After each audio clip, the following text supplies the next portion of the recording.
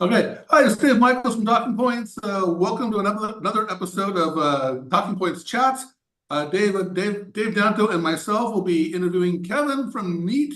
Kevin, you're in a brand new role at Neat, and I just saw you change seats. I know you wear multiple hats. I didn't know you sat in multiple seats. Exactly. I just wanted to be a little bit closer to all the equipment. So give us a brief introduction, a quick introduction of your role at Neat. Yes, I'm a CTO and run the software engineering team here. And you've been there for how long? 10 months. I joined in September of 2023. All right. Well, that's going to be a part of our conversation. We've got a whole lot of history to cover before we get there. So, Kevin, first of all, what equipment are you using right now? Where are you? So I'm in Oslo, first of all, at Neat's headquarters. And I'm on a Bar Pro with 3 screens. I see both of you really fantastically well. We're using Neat Center here for the microphone array, and also if I sit and look at you guys this way, which would be awkward and uncomfortable, but for demo purposes. But if I was talking to somebody across the table, then within a few seconds the Neat Center would detect, oh, I'm looking here, and switch to this camera view. And then if I turn and talk to you guys this way on the screens, then it's going to detect that I'm looking there. We can't see that Neat Center. So let me just ask out of curiosity, is that sitting on the table or hanging from the ceiling? It is sitting on the table right here. Old school. When you get up and walk over to the screen, we'll see it in the foreground there. So let's go backwards a little bit. You were lucky enough or unlucky enough, I don't know how you want to phrase it, to be at Cisco when video actually became a thing, working for ultimately for John Chambers. What was that experience like? I know that the Cisco vision originally was the CUVA, the Cisco Unified Video Advantage, right? Got to remember that. That's but actually that came after. Really? Yeah. So I've been doing video conferencing since '96. I'm super, privileged to have been a part of the industry since then. Back in the days of ISDN H.320, and then H.321 H.320 over ATM at a company called First Virtual. And then I joined Cisco in 2000, working on H.323 video conferencing. And then we came up with the idea for CUVA and IP and video telephony as part of the enterprise PBX solution call manager. Back then, people nowadays know it as Unified Communications Manager. So that was the idea, again, for people who aren't familiar with that, is like you would pick up a phone and call somebody, and if you had it and they had it, all of a sudden you'd see their face on the screen when you're calling. So video was just magic. A bolt on to the to the IP telephony. And then Charlie Giancarlo and the team, around telepresence, that sort of became a thing, right? Yeah, exactly. And then we pivoted, really big from desktop communications with CUVA, Unified Video Advantage, and IP phones to high-end 1080p, 30 frames per second immersive telepresence. And that was an incredible journey. Really privileged to have been a part of that. Give us some color that we may not know about that. Not, obviously, those people are familiar with the technology, we get the technology, but what was it like inside Cisco around trying to kick that off, around the bandwidth, around the network? What was that experience like?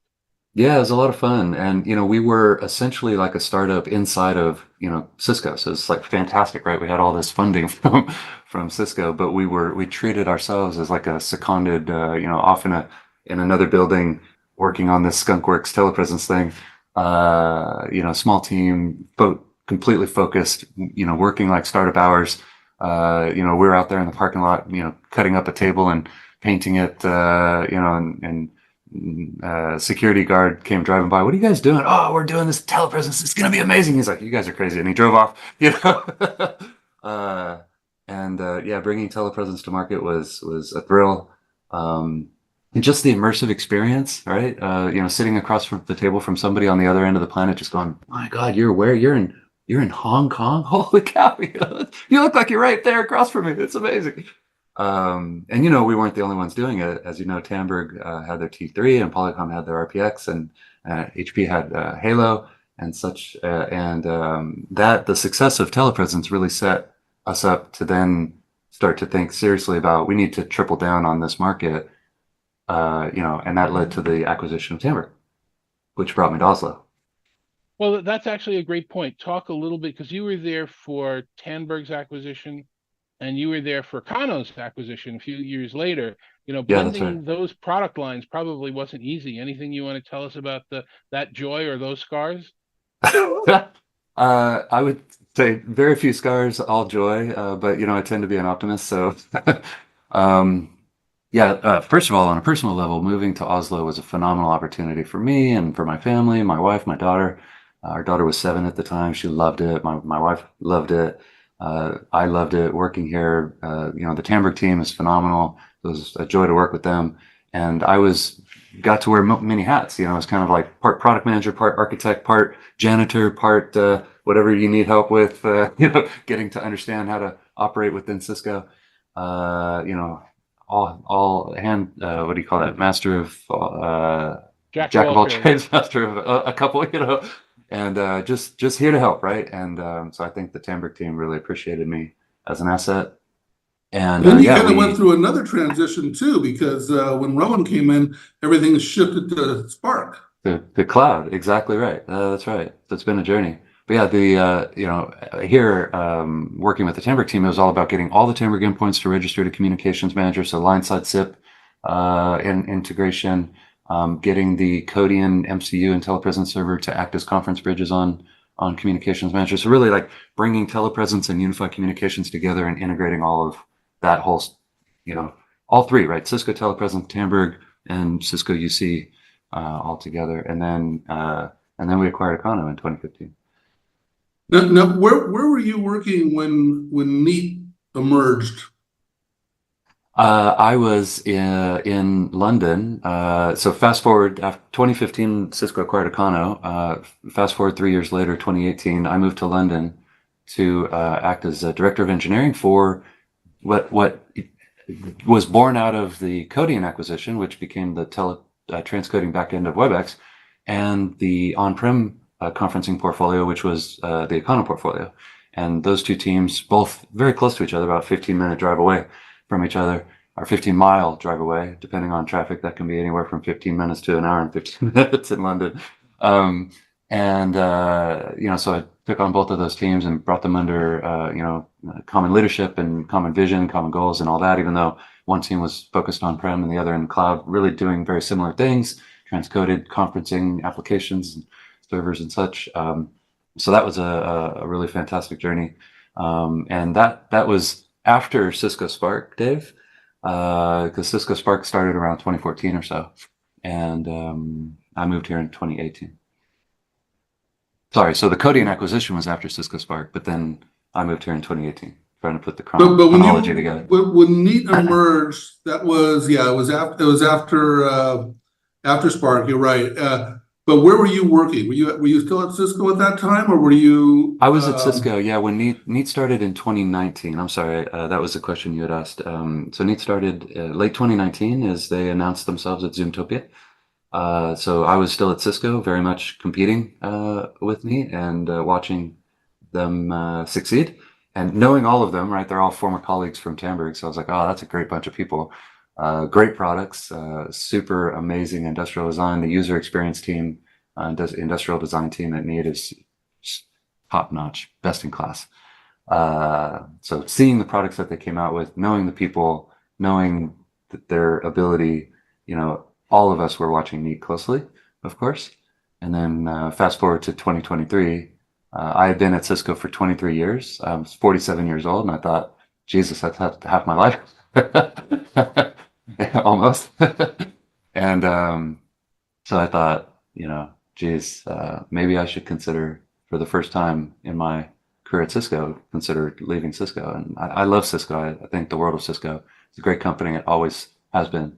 I've had so many opportunities, and I owe gratitude to Cisco for all the opportunities it's given me. But it was the right thing. It was the right time for me to think about a change. And what I was trying to get to, and I guess it's kind of tricky for you because you knew everybody at Neat and you had a lot of respect for them. But I would imagine that when Neat popped up, that a big company like Cisco probably was kind of dismissive of them. I would imagine that, they're a fly on the wall, whatever, But you knew all these people, so you probably had a little more respect for that, what they were doing.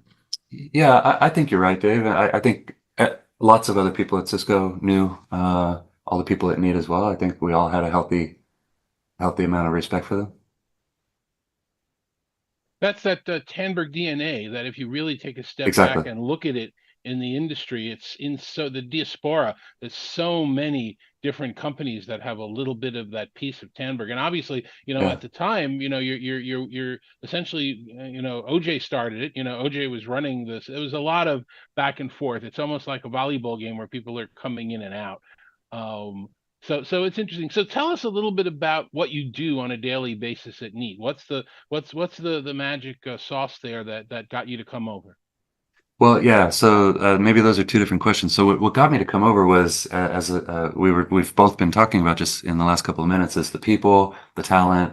The products are phenomenal. They're so simple, elegant, easy to use. The out of box experience is best in class for anybody who hasn't experienced taking a Neat product out of the box. Pick any one of the products. It could be a Neat frame, a Neat bar. It doesn't matter. A Neat Board 50 is, a really truly magical experience. And just plug it in and walk through the setup process, and you'll be floored at how simple it is. And all the microphones are built in, so you don't need cables stringing across the floor onto a microphone on the table. We do have a pad for control, and that does have a cable, of course, but that just plugs into an Ethernet jack on the floor, so there's no like cables running between the devices. It's all over IP. We'll talk about more the technology side of that a little bit later. So that's what attracted me to Neat. And then the first part of your question about what my role is, it's really a dual role, right? As leading software engineering, it's really execution oriented, is getting it done, getting all those features done, chewing through our backlog, delivering high quality software on time, consistently, reliably, etc. And then there's also the CTO hat, which is much more outbound, talking to customers, going to trade shows, meeting with you guys, which I love. So it's a joy for me to be in this role and have the opportunity to do more of the outbound stuff again. Everyone enjoys meeting with us. That's understandable. But I was thinking about when Neat launched. It was a Zoom play. It was all about. Yep. It was focused 100% on Zoom, and of course Cisco was always 100% focused on Cisco for the whole time you were there. And both Neat and Cisco now have moved into the Microsoft ecosystem, much bigger opportunity and a whole new set of requirements and user base. Yeah. Was that hard for you? Because for so much of your career you saw Microsoft as the enemy, and now all of a sudden it's an opportunity and partner. Was that a hard shift, or was that pretty easy? Yeah, no, it's a really good question, because I think, in some ways it was hard. Like personally, I was in engineering, so it's not like I was spending a lot of time, evaluating the competitors, right? Like somebody in more of a customer facing role would do. So I didn't have a whole lot of deep hands-on experience with either Microsoft Teams or Zoom, living in the WebEx bubble for the last several years. But so that part was a little hard, a bit of a learning curve for me to, instantly be an expert in, let me introduce you to our new CTO. And, you feel like, oh, I have to be able to answer all the questions. So that was certainly a bit of a learning curve for me. But it's all the same stuff, right? Whether it's Teams, Zoom, WebEx, Google Meet, whatever, it's all the same technology. We've all been working on it for, the last 26 years or whatever of my career. So, it's picking up pretty quickly. It was easy in the sense that, hey, this is just the role, the transition to the new role, the new business. Microsoft is now a partner. Embrace that relationship. I get on really well with everybody at Microsoft. Ilya and I have regular sync ups. We meet with Ilya's team on a weekly basis. They were just out visiting us about 4 weeks ago here in Oslo, and they also visited Cisco and Pexip and other players here in what's called Video Valley here in the Oslo Lysaker Fornebu area. So yeah, from that perspective, it's been no problem. Seamless transition. So let's take advantage of the fact that you're sitting in that room, and while you're there, I want you to show us some of the stuff that's in there, and then maybe later on in the call we can get you to, disconnect and reconnect from one of the other devices. So you said you're on the Yeah. Bar Pro now.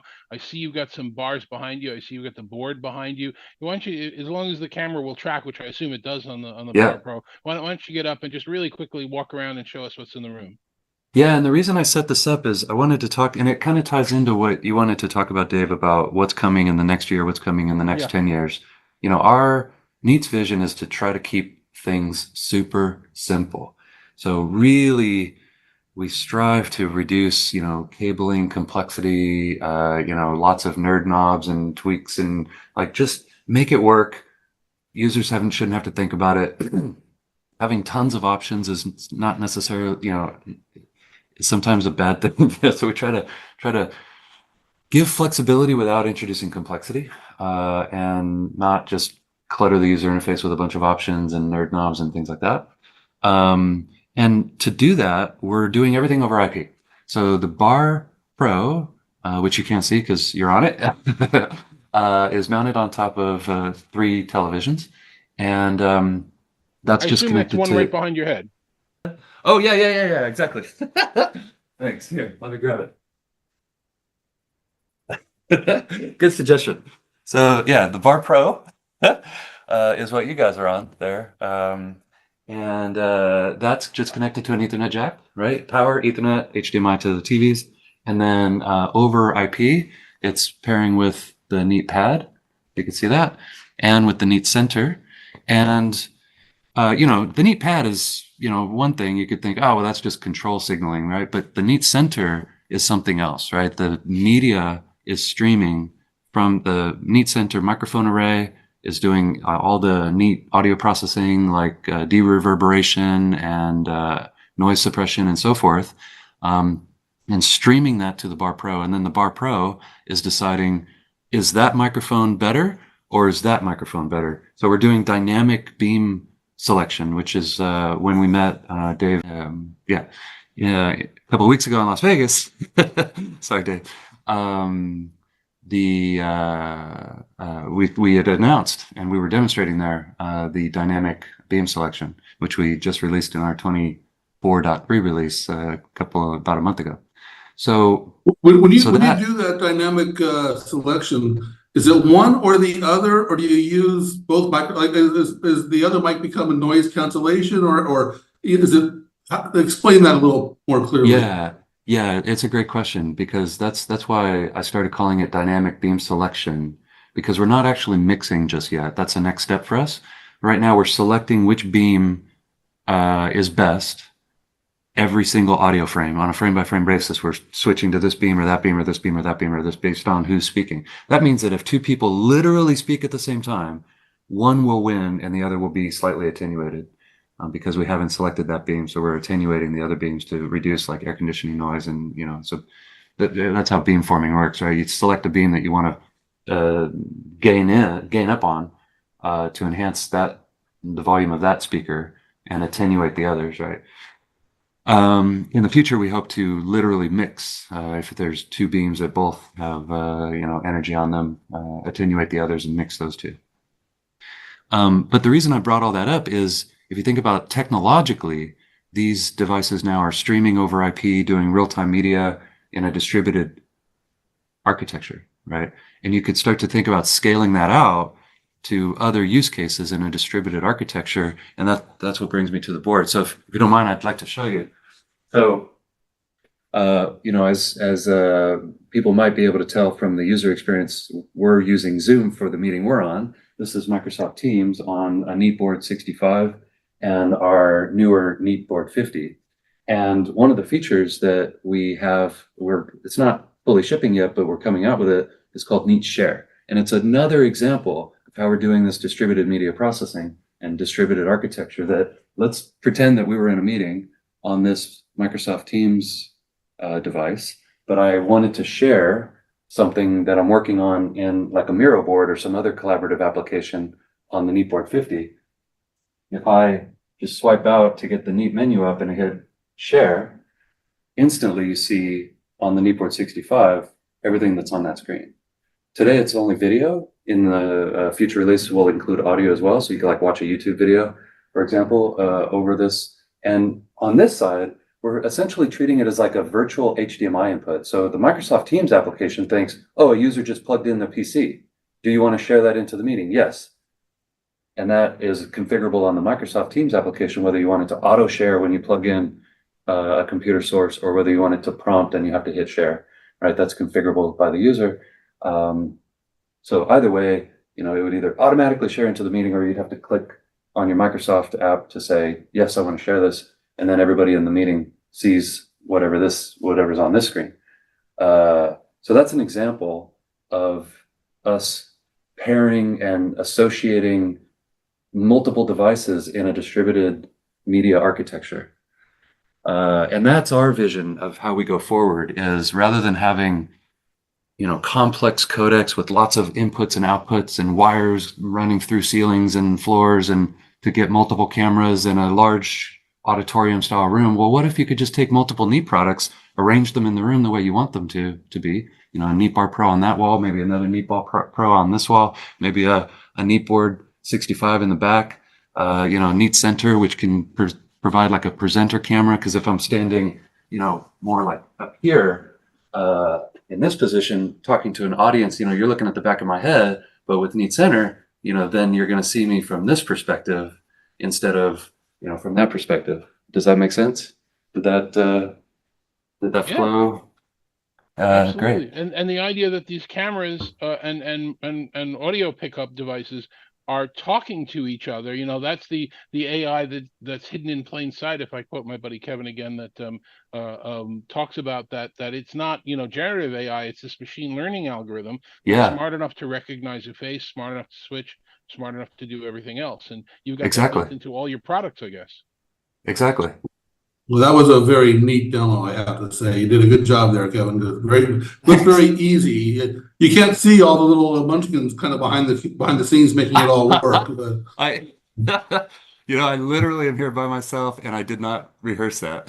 I rehearsed the Neat share bit, but the getting up and doing the presenter camera thing, that was totally on the spur of the moment. Hey, are you able to connect from one of the other devices like the Neat Frame and give us that experience while we finish this conversation? Absolutely. Yeah, timing's perfect. Let me just drop here and I'll jump over to another room and dial in from a Neat Frame. Okay, there'll be a magic edit here, so people won't have to wait. Only Dave Michels and I will. Right. Yeah, you're going to play like the do-do-do music, right? Well, now that you mentioned it, I suppose I have to.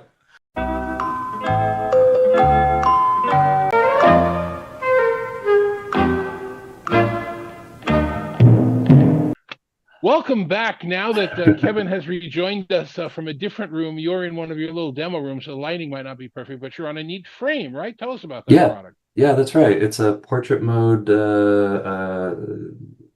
You can look on neat.no. You'll see it. It's a great product, super portable. You can literally, there's a little handle built into the top of it. You can just pick it up, carry it around.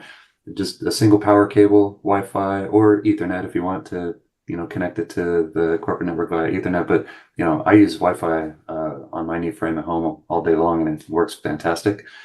And the, microphone array and the camera built into it and the speakers built into it. It's beautiful. You can pinch to zoom, if somebody's sharing content that's a little bit hard to read, like a PowerPoint, or sorry, like an Excel spreadsheet or something, you can just pinch to zoom, and it's a great experience sitting on a Neat Frame.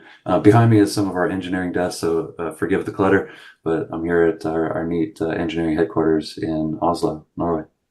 Okay, I got a specific question about the frame, and you don't have all the history and baggage of Neat, and you're the new guy, so this is a tricky question, because the first time I saw the frame, I said, why don't you stick a handset on it and make it a phone? Yeah. And I think Simon was going to start crying. I think, it was like, oh no, don't go there, whatever. So let me ask you, have you thought about making that a phone, or where does Zoom have any, or excuse me, does Neat have any thoughts about expanding into telephony?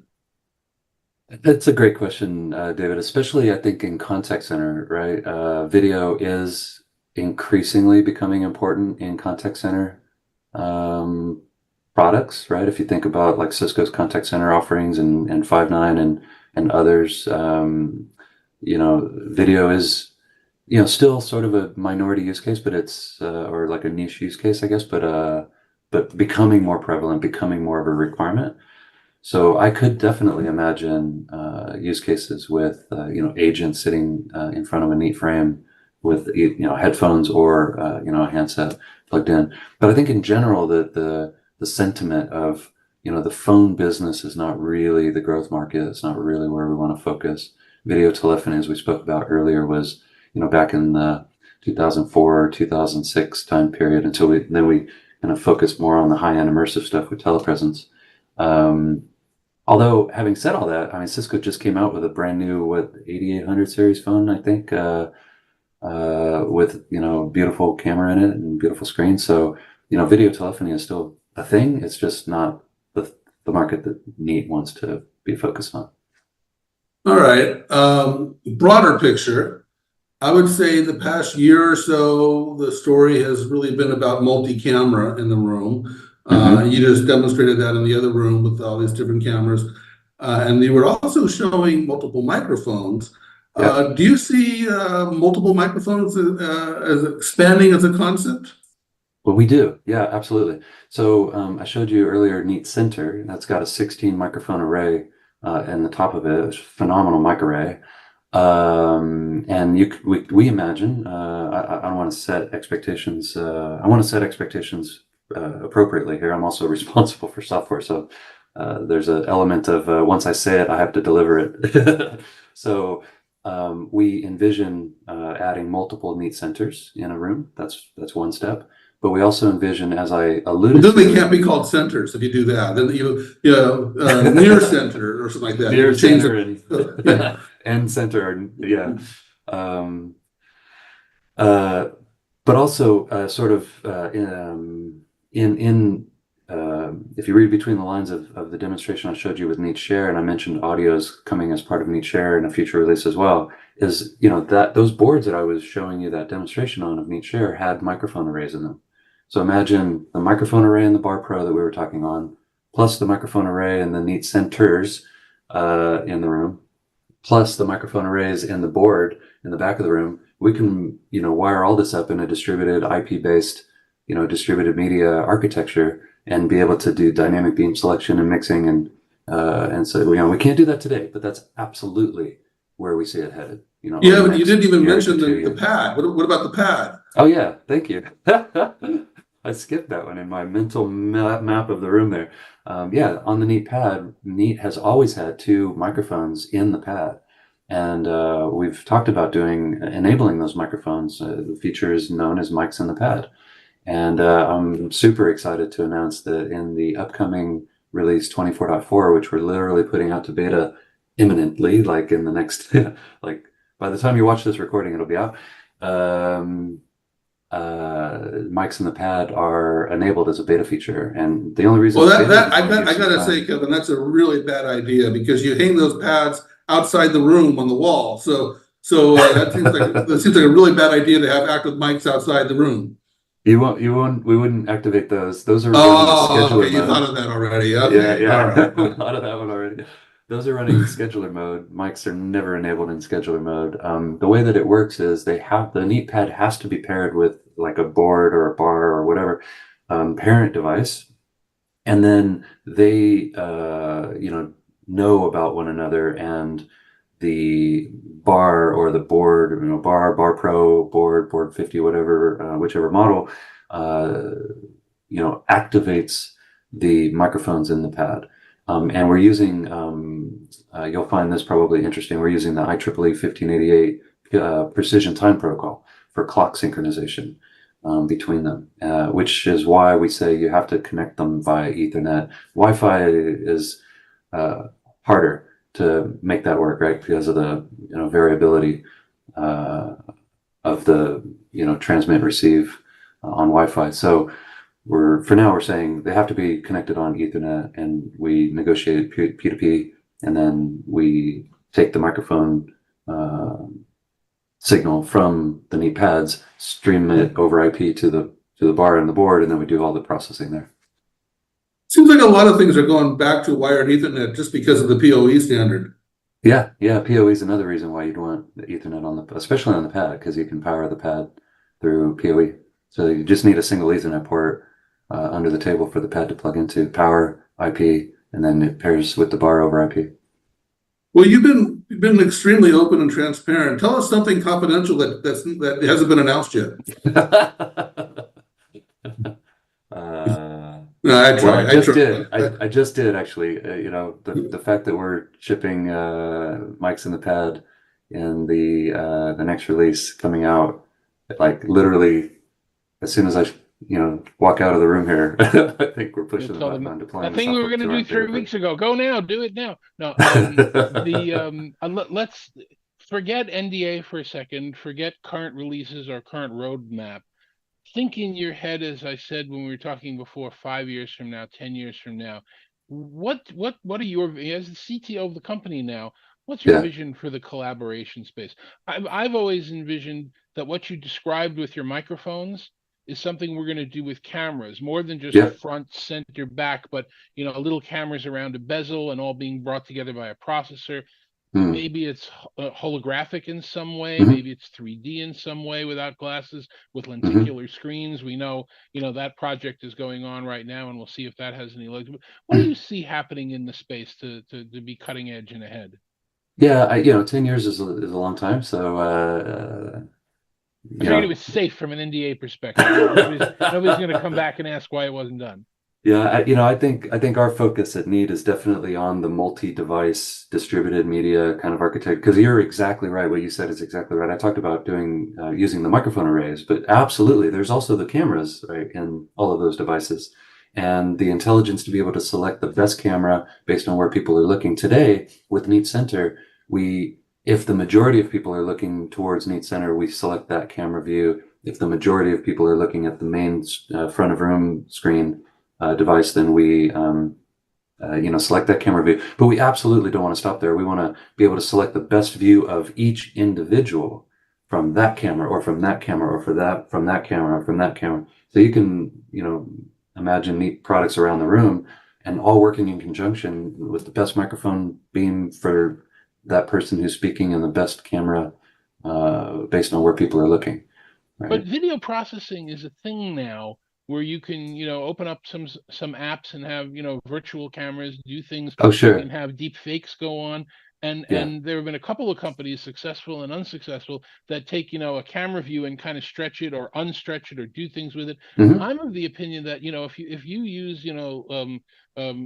telephone size 8, 16, 20 megapixel cameras around the bezel of a screen, or around the table or wherever you do it, and the camera might not have a shot to go to that camera, but there might be some intelligence in the back end that takes a piece of this, a piece of that, a piece of this, reassembles the room, Right. and creates some sort. So I mean, I've got to think we're going in that direction because the processing power is there at this point.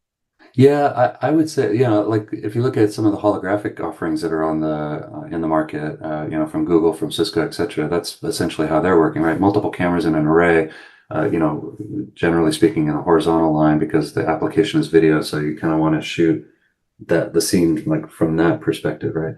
Um, and then interpolating between multiple cameras, so you get that 3D effect of, if David sees me looking from this perspective, and the other day sees me looking from this perspective, because based on where my head is, based on where you're sitting, you want to, the system makes it feel like you're looking at me from that perspective, right? Because there's an array of cameras. Like the little stereoscopic. I just want to Exactly. clarify that the other David is Danto, but you go ahead. Yes.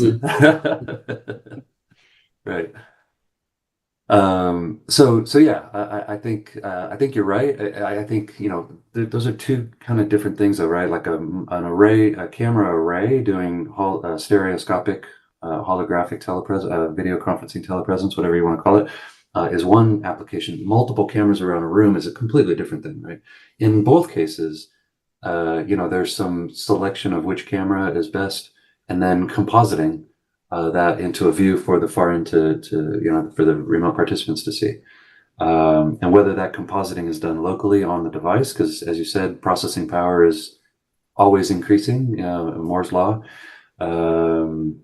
but also in the cloud, right? We see increasingly, like Microsoft and Teleframe, a lot of that processing is being done cloud side, right? And there's a pendulum there as well, because doing it all in the cloud means, that means you're by definition decrypting, decoding, processing, compositing, re-encrypting. So what about end-to-end encryption? Right? And versus doing it on the device, you can maintain that end-to-end encryption all the way through. So there's pros and cons to those two approaches. So yeah, I think the next 10 years will be a continued advancement in all of these fronts, right?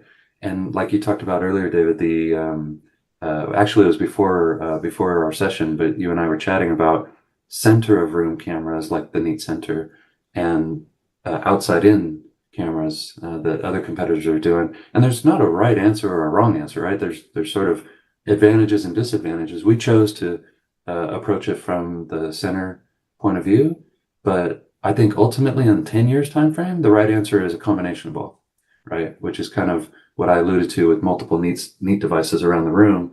So then you have a combination of center of camera looking out at the people at the table, but also the board in the back of the room, the bar in the front of the room, maybe another bar on the side of the room, and being able to film the room from either outside in or inside out perspective. All right, one last unfair question before we end this, and I'm prefacing. No, I have a last question, but go ahead. Okay. So my last question, the unfair question, is really simple. If you take any of the Neat products and you use them for Microsoft Teams, they work beautifully. And if you use them for Zoom, they work beautifully. And every end user on the planet is saying, why can't that be a button? Why can't I do a Zoom call and a Teams call? And the answer is that there's no technical reason why you can't provide that. Will we ever see that, or do we think companies like Zoom and Microsoft are going to be preventing that capability to switch for as long as they exist? Yeah, it's a good question. It's a tough question because it's a politically charged question, right? Yeah, you're right. Like, technologically, I mean, technologically, there's no reason. But the honest, let's dig into that a little bit more. Scratch one layer beneath the surface on that one. Technologically, there's no reason why they couldn't, or we couldn't as an industry. But there is work that would be required, right? The Microsoft Teams Room application is not designed as an app. Think about it like a software app, any software application running on an iOS or Android phone mobile platform. It's designed to be foregrounded and backgrounded, right? It's in the software developers who developed that app did it with knowing that it's going to be backgrounded, and they built the software application to be accepting of that.